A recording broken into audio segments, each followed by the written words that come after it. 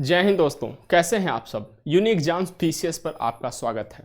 जैसा कि आप जानते हैं, यूनिक एग्जाम्स पीसीएस पे हम डेली करंट अफेयर डिस्कशन करते हैं, जो कि आगामी सभी परीक्षाओं UPSC, Uttar Pradesh PCS, Bihar PCS, MP PCS, जो भी हिंदी भाषी स्टेट है उनकी पीसीएस के लिए महत्वपूर्ण करंट अफेयर का हम लोग इस पर डिस्कशन करते हैं। ठीक है, तो आज इस श्रृंखला में हम आगे बढ़ते हुए आगे चलते हैं।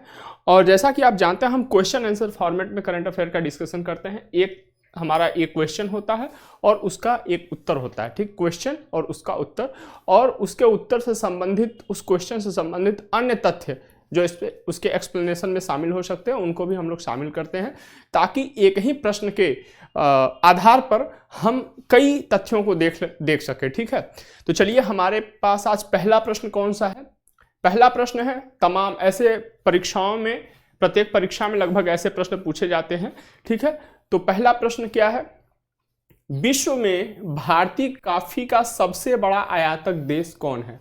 पहला प्रश्न है हमारे पास कि विश्व में भारतीय कॉफी का सबसे बड़ा आयातक देश कौन है। ठीक है, अब इसका संदर्भ क्या है, कहां से ये प्रश्न आया।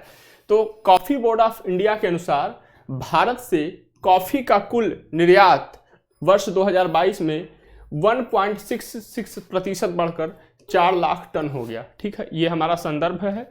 अब इसका उत्तर इसी में मिलेगा और इससे संबंधित तमाम टॉपिक्स पर हम लोग बात करेंगे। ठीक है, तो चलिए देखते हैं। अगर हम भारतीय कॉफी के, विश्व में भारतीय कॉफी के प्रमुख आयातक देशों की बात करें, तो पहला जो सबसे बड़ा आयातक देश है वो इटली है। ध्यान रखिएगा, इटली है। दूसरा प्रमुख आयातक देश जर्मनी है और तीसरा प्रमुख आयातक देश रशिया है। ठीक है, अगर हम भारत से कॉफी निर्यात की बात करें कि किस प्रकार के कॉफी का निर्यात सबसे अधिक होता है, ठीक है, तो ये जो कॉफी है, रोबस्टा और अरेबिका कॉफी, रोबस्टा और अरेबिका कॉफी का निर्यात सबसे अधिक होता है। और इसके साथ ही साथ हम इंस्टेंट कॉफी का भी निर्यात करते हैं, इंस्टेंट कॉफी का भी निर्यात करते हैं। चलिए, अगर हमने ये देख लिया तो लगे हाथ हम ये भी देख लेते हैं कि भारत में कॉफी का उत्पादन सबसे अधिक कहाँ होता है, कौन से इसके पारंपरिक राज्य है, कौन से गैर पारंपरिक राज्य हैं। ठीक है, हम देख लेते हैं आगे। तो अगर हम भारत में कॉफी उत्पादन की बात करें, तो जो इसके 3 कॉफी उत्पादक पारंपरिक क्षेत्र है, जिनमें कर्नाटक, केरल और तमिलनाडु शामिल है। कर्नाटक, केरल और तमिलनाडु शामिल है। अगर हम आगे देखें तो ये देखिए, ये आपका कर्नाटक हो गया, ये कर्नाटक हो गया, ये केरल हो गया, ये तमिलनाडु हो गया। ये क्या है, हमारे पारंपरिक कॉफी उत्पादक राज्य हैं। ठीक है, तो इन राज्यों में, इन पारंपरिक कॉफी उत्पादक राज्यों में कर्नाटक भारत में सबसे अधिक कॉफी का उत्पादन करता है, जो कि भारत के कुल कॉफी उत्पादन का लगभग 17% होता है। उसके बाद केरल कॉफी का उत्पादन करता है, कर्नाटक के बाद केरल है, और तीसरा स्थान है तमिलनाडु का। ठीक है, तीसरा स्थान है तमिलनाडु का। अब हम आगे बढ़ते हैं। आगे क्या है हमारे पास, अब देखिए, जैसा कि मैंने आपको बताया कि कर्नाटक, केरल और तमिलनाडु, इनको हम कहते हैं पारंपरिक कॉफी उत्पादक क्षेत्र कहते हैं। ठीक है, तो अब गैर पारंपरिक कॉफी उत्पादक क्षेत्र कौन से हैं। तो गैर पारंपरिक कॉफी उत्पादक क्षेत्रों को अगर हम देखें तो हमारे पास क्या क्या है, कौन कौन से हैं। आंध्र प्रदेश हो गया, तेलंगाना हो गया, ओडिशा हो गया, त्रिपुरा हो गया, असम हो गया, अरुणाचल प्रदेश हो गया। ये सब हमारे क्या है, गैर पारंपरिक कॉफी उत्पादक क्षेत्र है। ठीक है, अगर हम लगे हाथ ये भी बात कर लें कि विश्व में कॉफी का सबसे बड़ा उत्पादक देश कौन है, एशिया में भारत, एशिया में कॉफी का सबसे बड़ा उत्पादक देश कौन है, या विश्व या एशिया में भारत का कौन सा स्थान है कॉफी उत्पादन में, तो हम देख लेते हैं। ठीक है, अगर हम विश्व में कॉफी के सबसे बड़े उत्पादक देश की बात करें तो यह पहले स्थान पे ब्राजील है, पहले स्थान पे ब्राजील है, दूसरे स्थान पर वियतनाम है। ठीक है, तीसरे स्थान पे कोलंबिया है, चौथे स्थान पे क्या है, इंडोनेशिया है। ठीक है, अगर हम एशिया में कॉफी, सबसे बड़े कॉफी उत्पादक देश की बात करें एशिया में, तो सबसे पहले वियतनाम है, फिर दूसरे स्थान पर इंडोनेशिया है और तीसरे स्थान पर भारत है। तो इस प्रकार से हम देखते हैं कि भारत एशिया में तीसरा सबसे बड़ा कॉफी उत्पादक देश है। ठीक है, अगर हम बात करें भारत के प्रमुख क्षेत्र जहां पे कि कॉफी उत्पादन होता है, कई बार परीक्षाओं में आता है कि भारत में पूर्वी क्षेत्र अधिक कॉफी उत्पादन करता है या पश्चिमी क्षेत्र अधिक कॉफी उत्पादन करता है? भारत के ऐसे कौन से क्षेत्र हैं, पूर्वी मतलब पूर्वी क्षेत्र इन द सेंस कि पूर्वी घाट क्षेत्र और पश्चिमी घाट क्षेत्र? तो भारत का ये पूर्वी घाट क्षेत्र है, ये हिस्सा जो है ये पूर्वी घाट क्षेत्र है। एक मिनट मैं कलर चेंज कर लूँ थोड़ा, ठीक है। अब देखिए, अगर हम पश्चिमी घाट क्षेत्र की बात करें तो ये हिस्सा जो है ये पश्चिमी घाट क्षेत्र के अंतर्गत आएगा, ठीक है। पश्चिमी कर्नाटक और केरल। अगर हम पूर्वी घाट क्षेत्र की बात करें, ठीक है, पूर्वी घाट क्षेत्र की बात करें तो ये हिस्सा ओडिशा का, ये हिस्सा तेलंगाना, ओडिशा हो गया, ठीक है, ये तेलंगाना हो गया, ये आंध्रा हो गया, और ये तमिलनाडु का ये हिस्सा पश्चिमी घाट क्षेत्र के अंतर्गत आएगा, ठीक है। तो ये हो गया, भारत में पूर्वी और पश्चिमी घाट क्षेत्रों में कॉफी का उत्पादन होता है, इससे हमें ये पता चलता है। चलिए आगे चलते हैं। आगे हम लगे हाथ देख लेते हैं कॉफी बोर्ड ऑफ इंडिया के बारे में। कॉफी बोर्ड ऑफ इंडिया परीक्षाओं में प्रश्न पूछा गया है, ठीक है। तो कॉफी बोर्ड ऑफ इंडिया एक वैधानिक संगठन है। कॉफी बोर्ड ऑफ इंडिया एक वैधानिक संगठन है। वैधानिक संगठन का मतलब यह है कि एक एक्ट द्वारा, संसद के एक एक्ट द्वारा इसे निर्मित किया गया है। किसके अधीन कॉफी बोर्ड ऑफ इंडिया कार्य करता है? तो वाणिज्य और उद्योग मंत्रालय के अधीन कॉफी बोर्ड ऑफ इंडिया कार्य करता है। सॉरी, ठीक है। अगर हम कॉफी बोर्ड ऑफ इंडिया के हेडक्वार्टर या मुख्यालय की बात करें तो यह बेंगलुरु में है। कहाँ पे है? बेंगलुरु में है। और अगर हम केंद्रीय कॉफी अनुसंधान संस्थान की बात करें तो यह बालेहोनूर, यह कहाँ पड़ता है? कर्नाटक में है, यहाँ पे है। और केंद्रीय कॉफी अनुसंधान संस्थान का एक जो सब स्टेशन है चेतल्ली में है। चेतल्ली यह कहाँ पड़ता है? यह भी कर्नाटक में पड़ता है, ठीक।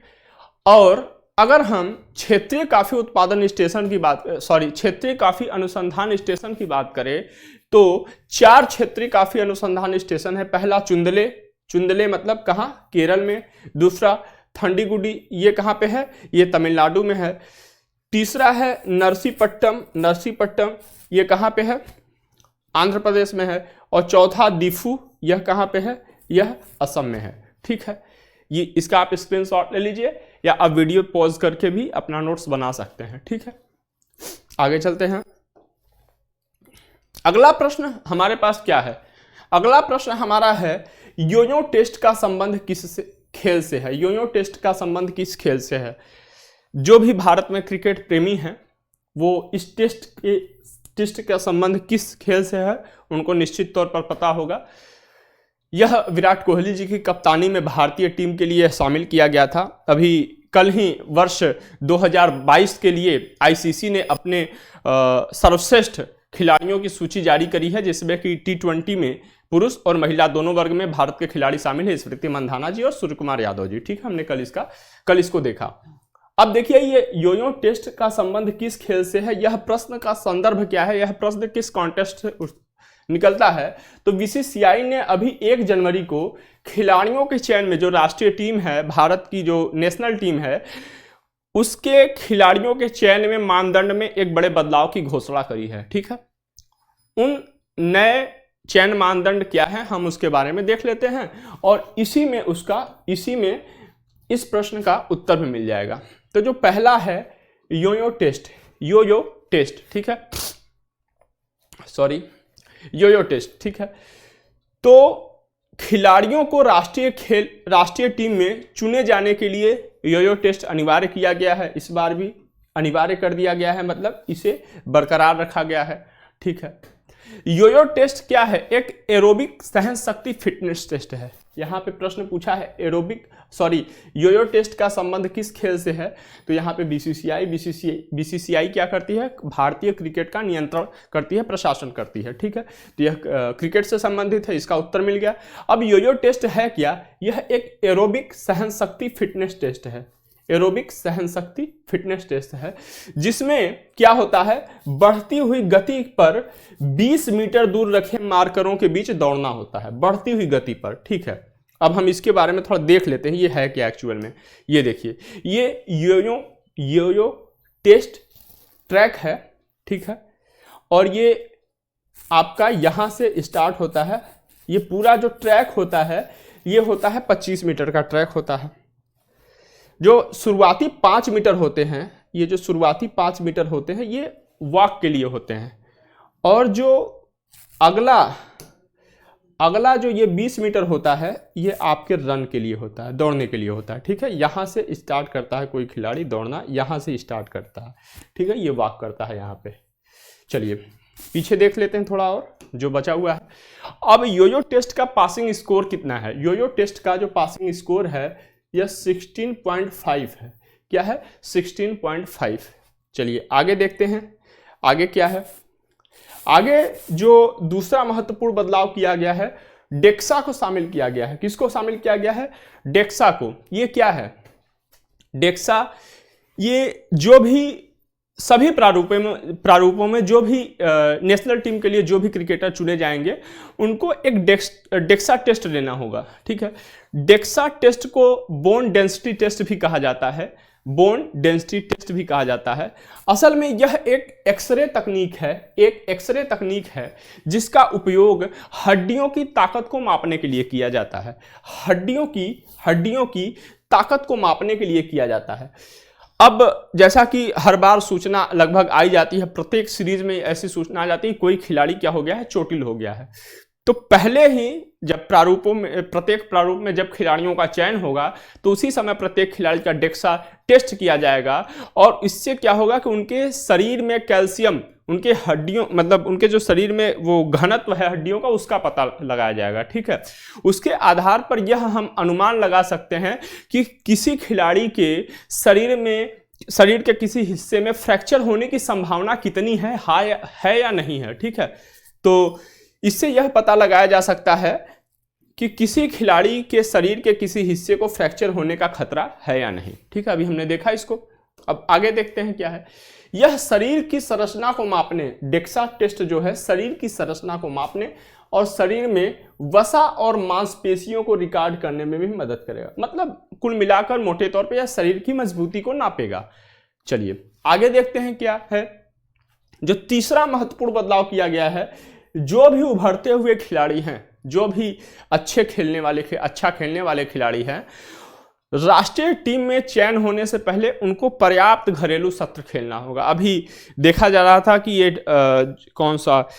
ये जो आईपीएल होता है वहां से डायरेक्ट खिलाड़ी वहां पे अच्छा खेलने वाले खिलाड़ी डायरेक्ट राष्ट्रीय टीम में चयनित हो जाते हैं। तो अब ये कर दिया गया कि आपको पर्याप्त घरेलू सत्र खेलना होगा, ठीक है। रणजी वगैरह जो भी ये घरेलू सत्र होते हैं वो आपको पर्याप्त खेलना होगा। चलिए ठीक है, आगे देखते हैं क्या है। पानी पी रहा था, सॉरी। अगला प्रश्न है हमारे पास कि गंगा विलास क्रूज अपनी यात्रा का शुभारंभ कहां से करेगा। ध्यान से पढ़ना है प्रश्न, शुभारंभ कहां से करेगा गंगा विलास क्रूज। आगामी 13 जनवरी को हमारे प्रधानमंत्री मोदी जी इसका उद्घाटन करेंगे, शुभारंभ करेंगे, उद्घाटन करेंगे इस यात्रा का। तो ये गंगा विलास क्रूज है क्या? गंगा विलास क्रूज दुनिया की सबसे लंबी नदी क्रूज है। क्या है? दुनिया की सबसे लंबी नदी क्रूज है। इसका शुभारंभ प्रधानमंत्री मोदी जी 13 जनवरी 2023 को करेंगे। कहां से करेगा शुभारंभ, कहां से करेगा? तो यह कहां से कहां तक चलेगा? यह उत्तर प्रदेश के वाराणसी से, मोदी जी का लोकसभा क्षेत्र, संसदीय क्षेत्र से बांग्लादेश होते हुए असम के डिब्रूगढ़ तक जाएगा। कहां तक? असम के डिब्रूगढ़ तक जाएगी। यह दुनिया में एकल नदी जहाज द्वारा सबसे बड़ी एकल नदी यात्रा होगी। ध्यान रखिएगा, यह दुनिया की सबसे लंबी नदी क्रूज भी है और दुनिया में एकल नदी जहाज के द्वारा सबसे बड़ी एकल नदी यात्रा होगी, ठीक है। आगे चलते हैं हम लोग। 50 दिनों की कुल यात्रा होगी, 50 दिनों की कुल यात्रा होगी और कुल 27 नदी प्रणालियों से यह क्रूज गुजरेगा।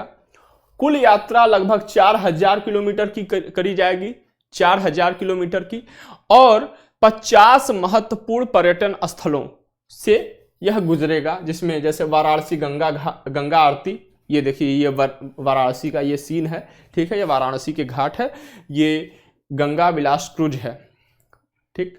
काजीरंगा राष्ट्रीय उद्यान, सुंदरबन डेल्टा आदि का दौरा करते हुए यह गुजरेगा। ये गंगा विलास क्रूज का ये फोटो है। चलिए आगे चलते हैं। हमारे पास क्या है अगला? अगला प्रश्न है कि हाल ही में कौन सा यूरोपीय देश यूरोजोन का 20वां सदस्य बना, यूरोजोन का 20वां सदस्य बना। ठीक है, तो इस प्रश्न का उत्तर है क्रोएशिया। क्रोएशिया। अब इसका विवरण देख लेते हैं, प्रश्न से संबंधित, व्याख्या से संबंधित महत्वपूर्ण विवरण देख लेते हैं। देखिए प्रश्न में भी कहा गया है यूरोजोन का 20वां सदस्य बना क्रोएशिया। तो कब बना? 1 जनवरी 2023 को। ठीक है, यूरोजोन का सदस्य बनने का मतलब क्या हुआ? इसने आधिकारिक तौर पर, क्रोएशिया ने यूरो मुद्रा को अपनाया। अगर यूरो मुद्रा को क्रोएशिया ने अपनाया तो निश्चित तौर पर इसकी कोई, पहले यहां पे कोई मुद्रा चलती रही होगी, तो उस मुद्रा का नाम क्या है? कुना। कुना, उस मुद्रा का नाम क्या है? कुना। दुनिया के सबसे बड़े, इसी के साथ क्रोएशिया, इसी के साथ दुनिया के सबसे बड़े पासपोर्ट मुक्त शेंगन जोन का 27वां देश बना। अब ये शेंगन जोन क्या है? शेंगन जोन है यूरोपीय संघ के नागरिकों को, ठीक है, जो इसके मेंबर हैं, जो इसके मेंबर है यूरोपीय यूनियन के, यूरोपीय संघ के नागरिकों को सदस्य देशों में स्वतंत्र रूप से घूमने में सक्षम बनाता है। और वहां पे क्या होता है, उनकी पासपोर्ट वगैरह चेक नहीं करी जाती है। ठीक है, पासपोर्ट मुक्त ये शेंगन जोन होता है। हम देख लेते हैं अभी थोड़ा इसके बारे में।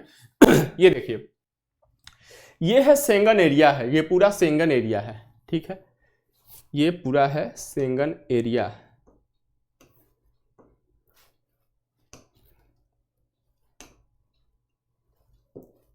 ये पूरा शेंगन एरिया है।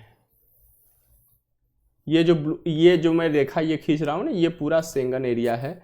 अच्छा, ये जो बीच बीच में ये गैप है, ये शेंगन एरिया है, ये नहीं है, ये ऐसे है। ठीक है, ये जो है ये यूरोपीय कॉन्टिनेंट का तो हिस्सा है, लेकिन ये शेंगन एरिया का हिस्सा नहीं है। अब मैं कलर थोड़ा चेंज कर लेता हूं, फिर आपको स्पष्ट तौर पे बता देता हूं। देखिए, ये जो डार्क ब्लू है ये तो शेंगन एरिया है, और ये यूरोपीय यूनियन के मेंबर भी हैं।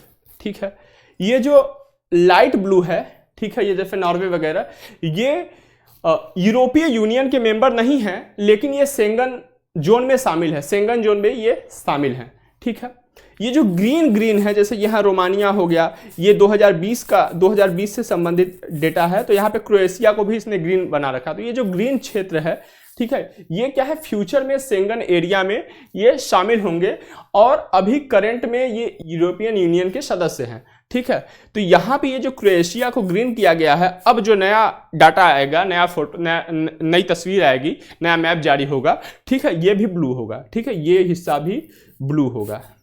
चलिए, ठीक है, हमने ये शेंगन जोन देख लिया। अब थोड़ा उसके आगे देख लेते हैं और क्या बचा हुआ है। ठीक, अब शेंगन जो प्रावधान है, शेंगन जोन से रिलेटेड, पहले निश्चित तौर पर अगर ये पासपोर्ट मुक्त क्षेत्र बनाया गया है तो निश्चित तौर पर पहले कोई बातचीत हुई होगी, पहले कोई नियम कानून बनाए गए रहे होंगे। तो जो ये शेंगन प्रावधान है, इससे संबंधित जो भी प्रावधान है, जो भी विनियम है, उनको शेंगन प्रावधान कहते हैं। और ये जो शेंगन प्रावधान है, यूरोपीय संघ की आंतरिक सीमाओं पर चेकिंग को समाप्त करता है, जबकि बाहरी सीमाओं पर नियंत्रण के लिए नियमों का एक सेट प्रदान करता है। आंतरिक सीमाओं पर कोई चेक नहीं होगा, यहाँ पे कोई चेक नहीं होगा, यहाँ से इधर जाने के लिए कोई चेक नहीं होगा। ठीक है, लेकिन अगर बाहर यहाँ से कोई या कोई व्यक्ति बाहर से आ रहा है यहाँ पे, ठीक है, कोई व्यक्ति बाहर से आ रहा है, तो उनके लिए नियमों का एक सेट प्रदान किया जाएगा, उनको वो नियम फॉलो करने होंगे। ठीक है, ये है उसके कहने का मतलब, ये है। अब क्रोएशिया के बारे में थोड़ा देख लेते हैं। तो क्रोएशिया बाल्कन प्रायद्वीप के उत्तरी पश्चिमी भाग में स्थित है। क्रोएशिया की राजधानी क्या है? जगरेब है। और अब इसकी मुद्रा क्या है? यूरो है। इसके पहले क्या थी? कुनो थी। राजधानी वगैरह, मुद्रा वगैरह लगभग हर बार परीक्षाओं में, प्रश्नों में पूछे जाते हैं, उसी को ध्यान में रखकर इसको यहाँ पे शामिल किया गया है। ये हमने देख लिया। अब आगे चलते हैं। अगला हमारे पास क्या है प्रश्न? अगला है प्रश्न है कि सार्वजनिक उद्यम सर्वेक्षण 2021-22, अभी हाल ही में सप्ताह भर पहले ये रिपोर्ट, ये सर्वेक्षण जारी हुआ है, सार्वजनिक उद्यम सर्वेक्षण। ठीक है, के अनुसार सर्वाधिक लाभ कमाने वाली भारत की सार्वजनिक कंपनी कौन सी है? तो प्रश्न यह पूछ रहा है कि सार्वजनिक उद्यम सर्वेक्षण 2021-22 के अनुसार सर्वाधिक लाभ कमाने वाली भारतीय सार्वजनिक कंपनी कौन सी है। तो अब हम सार्वजनिक उद्यम सर्वेक्षण के बारे में थोड़ा देख लेते हैं, उससे संबंधित और तमाम बातें देख लेते हैं। सबसे अधिक कमाई वाली कंपनियों में हम 2, 4, 3, 4, 5 का नाम देख लेते हैं। तो ये सर्वेक्षण जारी कौन करता है? वित्त मंत्रालय। ऐसा प्रश्न परीक्षाओं में पूछा जाता है, जारीकर्ता के बारे में परीक्षाओं में प्रश्न पूछा जाता है। अब यह बताता है कि वर्ष 2021-22 में केंद्रीय सार्वजनिक क्षेत्र की बात हो रही है कि उद्यमों में सबसे ज्यादा कमाई करने वाली कंपनी कौन सी है। तो अगर हम सबसे अधिक कमाई करने वाली अगर हम पहली कंपनी देखें तो ये ओएनजीसी है, सबसे अधिक कमाई हुई है इसकी। दूसरे नंबर पे है इंडियन ऑयल कॉरपोरेशन, तीसरे नंबर पे है power grid corporation of India, चौथे नंबर पे है एनटीपीसी, पांचवें नंबर पे है सेल। ठीक, आगे चलते हैं हम। कल हमने एनटीपीसी से रिलेटेड एक प्रश्न भी देखा था, इसकी व्याख्या भी देखी थी हमने। आगे चलते हैं। अगला प्रश्न क्या है हमारा? अगला प्रश्न है कि हाल ही में कहां पहली हरित हाइड्रोजन सम्मिश्रण परियोजना आरंभ करी गई? भारत के संदर्भ में यह प्रश्न है। हाल ही में कहां पहली हरित हाइड्रोजन सम्मिश्रण परियोजना आरंभ करी गई? हरित हाइड्रोजन मतलब ग्रीन हाइड्रोजन की बात हो रही है। चलिए तो देख लेते हैं। पहली हरित हाइड्रोजन सम्मिश्रण परियोजना का आरंभ किसने किया? तो एनटीपीसी लिमिटेड ने किया। भारत की सबसे बड़ी बिजली कंपनी है एनटीपीसी, ध्यान रखना है, भारत की सबसे बड़ी बिजली कंपनी है एनटीपीसी। कहां किया? तो यह सूरत के कवाश में किया। किसके माध्यम से यह किया गया? तो Gujarat gas limited piped natural gas network, PNG, इसको क्या कहते हैं? पीएनजी के माध्यम से ग्रीन हाइड्रोजन गैस के साथ मिश्रित पाइप नेचुरल गैस की आपूर्ति की जा रही है। इसका शुरुआत में जो हाइड्रोजन सम्मिश्रण करने का प्रतिशत है यह लगभग 5% है, और जब यह सफलतापूर्वक इसको देख लिया जाएगा कि नहीं ये सफलतापूर्वक हो रहा है तो उसको 20% तक बढ़ाने का लक्ष्य रखा गया है। कितना? 20% तक बढ़ाने का लक्ष्य रखा गया है। अब ये हाइड्रोजन मिश्रित पीएनजी जो है इसका उपयोग कहाँ किया जाएगा? तो इसका उपयोग किचन में किया जाएगा, मतलब खाना पकाने के लिए किया जाएगा। और सबसे खास बात यह है कि यह देश में अपनी तरह की पहली परियोजना है, यह हमको ध्यान रखना है। चलिए आगे बढ़ते हैं। आगे हमारे पास क्या है? अब ये जो हाइड्रोजन मिश्रित पीएनजी है इसका लाभ क्या है?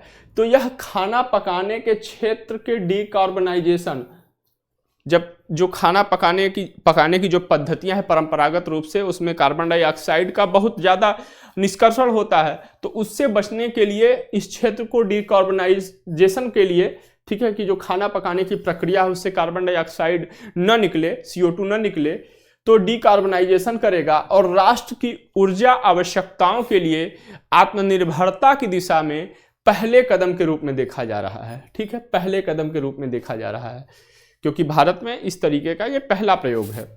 यह भारत को वैश्विक हाइड्रोजन अर्थव्यवस्था के केंद्र में लाएगा। अगर हम तीसरा पॉइंट देखें तो यह उपलब्धि विश्व के केवल कुछ देशों जैसे जर्मनी, ब्रिटेन, ऑस्ट्रेलिया जैसे गिने चुने कुछ देशों को प्राप्त है। ठीक है, हाइड्रोजन मिश्रित पीएनजी का, किसका? हाइड्रोजन मिश्रित पीएनजी का केवल कुछ देशों को इसमें उपलब्धि प्राप्त है। आगे हम देखते हैं, ये टॉपिक यहीं पे समाप्त हुआ। आगे देखते हैं प्रश्न क्या है। अगला प्रश्न है, अब देखिए ग्रीन हाइड्रोजन की बात चल रही है तो थोड़ा हम ग्रीन हाइड्रोजन के बारे में देख लेते हैं और एक प्रश्न भी उससे रिलेटेड देख लेते हैं। जल्दी ही हम hydrogen, blue hydrogen, green hydrogen, grey hydrogen, white hydrogen, तमाम पिंक हाइड्रोजन, येलो हाइड्रोजन, ऐसे तमाम हाइड्रोजन होते हैं। उनके ये नाम जो हैं उनके निष्कर्षण की पद्धति, मतलब किस तरीके से ये हाइड्रोजन ऊर्जा उससे प्राप्त होता है, और उससे कार्बन डाइऑक्साइड का निष्कर्षण कितना होता है या कैसे होता है, कौन लाभदायक है, कौन निम्न कार्बन उत्पादक है, तमाम हम उस पर विस्तृत चर्चा करेंगे। और यह न केवल प्रीलिम्स परीक्षा के लिए बल्कि हमारे प्री और मेंस के लिए भी महत्वपूर्ण होगा, ठीक है। और एनर्जी जो कि हमारे मेंस का एक टॉपिक है उससे संबंधित होगा। चलिए इसको देखते हैं आगे क्या है। तो ग्रीन हाइड्रोजन के उत्पादन में ऊर्जा के किन स्रोतों का उपयोग किया जाता है। तो ग्रीन हाइड्रोजन को देख लेते हैं, उसमें प्रश्न का उत्तर भी मिल जाएगा हमें। तो ग्रीन या हरित हाइड्रोजन उत्पादन में प्रयोग मतलब क्या प्रयोग किया जाता है, इसका उत्पादन कैसे होता है। तो यहाँ पे लिखा गया है नवीकरणीय ऊर्जा स्रोतों। नवीकरणीय ऊर्जा स्रोत मतलब जैसे सौर ऊर्जा हो गया, पवन ऊर्जा हो गया, ठीक है, जिनसे कि क्षय न हो। एक होता है नवीकरणीय ऊर्जा स्रोत, दूसरा होता है जीवाश्म ईंधन, जीवाश्म ऊर्जा स्रोत। जीवाश्म ईंधन जैसे क्या हो गया, कोयला हो गया, पेट्रोल हो गया, डीजल हो गया। तो उनके इस्तेमाल से नहीं बल्कि नवीकरणीय ऊर्जा स्रोतों, ठीक है, इंपॉर्टेंट है, ध्यान में रखिएगा, से निर्मित स्वच्छ बिजली। अब यहाँ पे स्वच्छ बिजली क्यों कहा गया है, बिजली स्वच्छ मतलब इसमें CO2 मतलब कार्बन डाइऑक्साइड का निष्कर्षण नहीं होता, इसलिए स्वच्छ बिजली इसे कहा गया है, ठीक है। अब इसके उत्पादन प्रक्रिया क्या है, हरित हाइड्रोजन कैसे उत्पादित होती है, तो उस प्रक्रिया को इलेक्ट्रोलाइसिस कहते हैं। इलेक्ट्रोलाइसिस कहते हैं। अब इलेक्ट्रोलाइसिस क्या है, इलेक्ट्रोलाइसिस क्या है यह आगे हम देखेंगे। इलेक्ट्रोलाइसिस असल में यह है कि इसमें पानी को इलेक्ट्रोलाइजिंग किया जाता है। और इसमें होता क्या है कि पानी हाइड्रोजन और ऑक्सीजन के अणुओं में विभाजित हो जाता है, हाइड्रोजन और ऑक्सीजन के अणुओं में विभाजित हो जाता है। तो इस प्रक्रिया में क्या होता है, इसमें कोई भी कार्बन उत्सर्जित नहीं होता है, मतलब कार्बन डाइऑक्साइड का इसमें निष्कर्षण नहीं होता है, इसलिए इसे स्वच्छ बिजली कहते हैं, ठीक है। हमने प्रक्रिया देख लिया, किससे बनता है ये देख लिया, उत्पादन में क्या प्रयोग होता है हमने ये देख लिया, प्रश्न का उत्तर हमें मिल गया। अब चूंकि कोई CO2 नहीं निकलता है इसलिए इसे क्लीन या स्वच्छ हाइड्रोजन भी कहते हैं। और सबसे बड़ी बात कि यह ग्रे और ब्लू हाइड्रोजन का एक अच्छा विकल्प हो सकता है, एक बढ़िया विकल्प हो सकता है। लेकिन हमारे पास मुख्य चुनौती क्या है, अच्छे कामों में चुनौती न आए ऐसा तो हो ही नहीं सकता, तो वही चुनौती यहाँ पे भी है। ग्रीन हाइड्रोजन की उत्पादन लागत बहुत अधिक होती है, ठीक है। तो इस उत्पादन लागत को कम करना ताकि इसे प्राप्त मतलब जो जिन्हें प्राप्त किया जा सके, प्राप्त नवीकरणीय और पर्यावरण के अनुकूल बनाया जा सके, ठीक है। तो ये इसका मुख्य चुनौती है। अब हम ग्रीन और ब्लू हाइड्रोजन का बढ़िया विकल्प है, थोड़ा इसके बारे में देख लेते हैं। अब देखिए हमने इसके पहले आपको कई तरीके के हाइड्रोजन बताया था, उसमें से 3-4 हमने यहाँ पे लिए हैं और थोड़ा उसको हम बता दे रहे हैं। देखिए ये जो ब्राउन हाइड्रोजन है, यहाँ पे ब्राउन हाइड्रोजन है और ग्रे हाइड्रोजन, ठीक है, ये हायर कार्बन उत्सर्जित करते हैं। ये जो ब्लू हाइड्रोजन है ये क्या करता है, लोअर कार्बन उत्सर्जित करता है। और ये जो ग्रीन हाइड्रोजन है ये देखिए 0 कार्बन एमिशन करता है। तो इसका मतलब क्या हुआ, परीक्षा में यदि आपसे प्रश्न पूछे कि निम्नलिखित, मान लीजिए ये चारों ऑप्शन दे दे और पूछे कि निम्नलिखित में से सबसे कम कार्बन उत्सर्जन करने वाला हाइड्रोजन कौन सा है, तो आपका उत्तर क्या होगा, ग्रीन हाइड्रोजन, 0 कार्बन उत्सर्जन करता है, ठीक है। चलिए आगे चलते हैं। अगले स्लाइड में हमारा प्रश्न है, हाल ही में रक्षा मंत्री ने सियोम पुल का उद्घाटन किया, ठीक, यह कहां अवस्थित है। ये सियोम पुल, प्रश्न यह पूछ रहा है कि सियोम पुल कहां अवस्थित है। अब हम सियोम पुल के बारे में देख लेते हैं और उससे संबंधित इस टॉपिक से रिलेटेड तमाम तथ्यों पर बात कर लेते हैं। अगर हम इसके उद्घाटन की बात करें तो रक्षा मंत्री माननीय राजनाथ सिंह जी ने इसका उद्घाटन 3 जनवरी 2023 को किया। कुल 28 परियोजनाओं का एक साथ उद्घाटन किया गया। एक तो सियोम पुल हो गया और अगर 27 अन्य बुनियादी ढांचों की बात करें, स्ट्रक्चर्स की बात किया जाए तो इसमें 22 पुल थे, मतलब सियोम पुल प्लस 22 पुल मतलब कुल 23 पुल थे, ठीक है, सॉरी 22 पुल थे 3 सड़कें, 3 अन्य परियोजनाएं थी। कुल 28, मतलब सियोम को लेते हुए कुल 22 पुल थे, 3 सड़कें थी और 3 अन्य संरचनाएं थी। ठीक, इसका निर्माण, प्रश्न अधिकांश बार प्रश्न पूछा जाता है कि इसका निर्माण किस संगठन ने किया है, तो इसका निर्माण बॉर्डर रोड ऑर्गेनाइजेशन या सीमा सड़क संगठन ने किया है, बीआरओ द्वारा इसका निर्माण किया गया है। ठीक, अब प्रश्न यह पूछा है कि यह कहाँ अवस्थित है, तो यह सियोम नदी के पास, सियोम नदी के बेलोंग के पास, बोलेंग के पास यह सियोम नदी पर अवस्थित है। अरुणाचल प्रदेश का एक जिला है सियांग जिला, उसी जिले में बेलोंग के पास सियोम नदी पर अवस्थित है। चलिए आगे चलते हैं, आगे देख लेते हैं। इस पुल की जो लंबाई है वह 100 मीटर है। यह चाप के आकार में बना हुआ है, चाप के आकार में यह पुल बना हुआ है। इसकी विशेषता क्या है? यह भारत के लिए रणनीतिक रूप से महत्वपूर्ण है। क्यों महत्वपूर्ण है?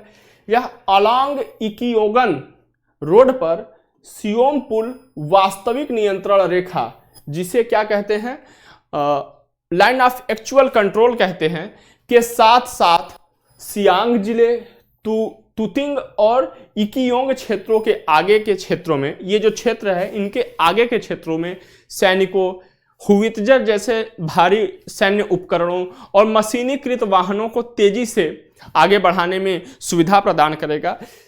यह रणनीतिक रूप से महत्वपूर्ण इसलिए है कि यह चीन से लगे हुए क्षेत्र में यह निर्मित हुआ है और वहां पर भारतीय सेना की गहरी पैठ बनाने में यह मदद करेगा। ठीक है, अब इसका लाभ क्या है?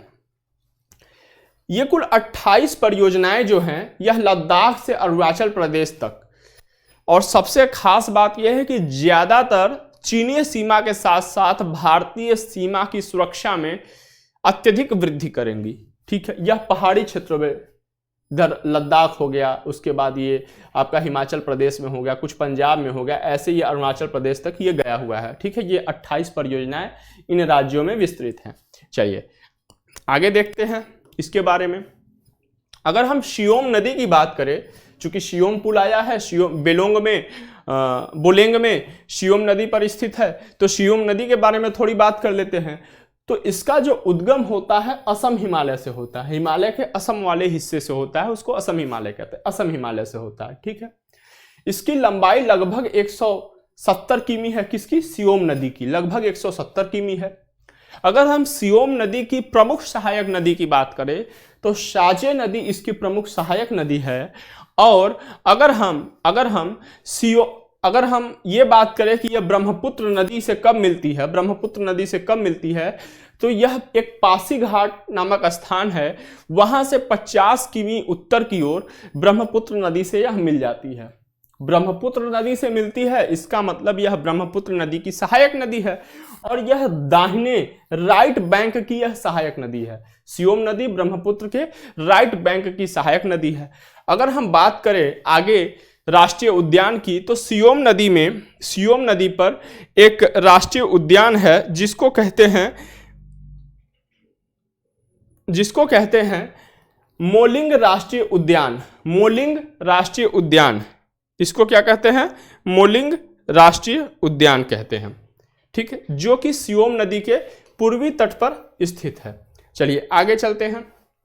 अगर हम अरुणाचल प्रदेश के बारे में बात करें तो अरुणाचल प्रदेश में चूंकि अवस्थित है तो अरुणाचल प्रदेश के बारे में थोड़ा देख लेते हैं। भारत का सबसे पूर्वी क्षेत्र है अरुणाचल प्रदेश। अरुणाचल प्रदेश को land of the dawn lit mountains कहा जाता है। Land of the dawn lit mountains अर्थात उगते सूरज की भूमि कहा जाता है। अरुणाचल प्रदेश चीन, भूटान और म्यांमार के साथ अंतर्राष्ट्रीय सीमा को साझा करता है और इसको पहले क्या कहते थे? नेफा या नॉर्थ ईस्ट फ्रंटियर एजेंसी कहते थे अरुणाचल प्रदेश को। अब अगर बात करें पहले अरुणाचल प्रदेश को नेफा कहा जाता है, तो अरुणाचल प्रदेश कब से इसको कहा जाने लगा? तो 1971 में क्या हुआ कि असम से नेफा को अलग कर दिया गया और जब इसको अलग किया गया तो 21 जनवरी अभी आगामी 21 जनवरी को अरुणाचल प्रदेश का स्थापना दिवस है। 1972 में इसका नाम क्या रख दिया गया? अरुणाचल प्रदेश का नेफा से अरुणाचल प्रदेश इसका नाम कर दिया गया। और इसे एक केंद्र शासित प्रदेश बना दिया गया। क्या बना दिया? यूनियन टेरिटरी, यूटी बना दिया गया। 20 फरवरी 1987 को यह यूटी से क्या बना? यूटी से क्या बन गया? यह राज्य बन गया। अगर वर्तमान में हम राज्य के राज्यपाल की बात कर लें तो BD Mishra ji, brigadier BD Mishra ji हैं। सेवानिवृत्त मुख्यमंत्री पेमा खांडू जी हैं। और राज्य की जो राजधानी है वह ईटानगर है। ठीक, आगे हमारे पास है thank you. Sardar Khan ji thank you बोल रहे हैं आप लोगों को। और सबसे खास बात यह है कि यूनिक एग्जाम्स आईएएस वर्ष 2023 के यूपीएससी प्रीलिम्स परीक्षा के लिए एक क्रैश कोर्स लाया है। मात्र 90 दिनों का क्रैश कोर्स है और सेलेक्टेड लोगों के द्वारा, सेलेक्टेड अधिकारियों के द्वारा वो क्रैश कोर्स कराया जा रहा है। तो आपके स्क्रीन पर जो नीचे पट्टी चल रही है उस पर संस्थान का संपर्क सूत्र दिया हुआ है, आप उस पर फोन करके इंक्वायरी कर सकते हैं और अपनी वर्ष 2023 के यूपीएससी प्रीलिम्स की में सफलता को अपने सुनिश्चित कर सकते हैं। जय हिंद, जय भारत।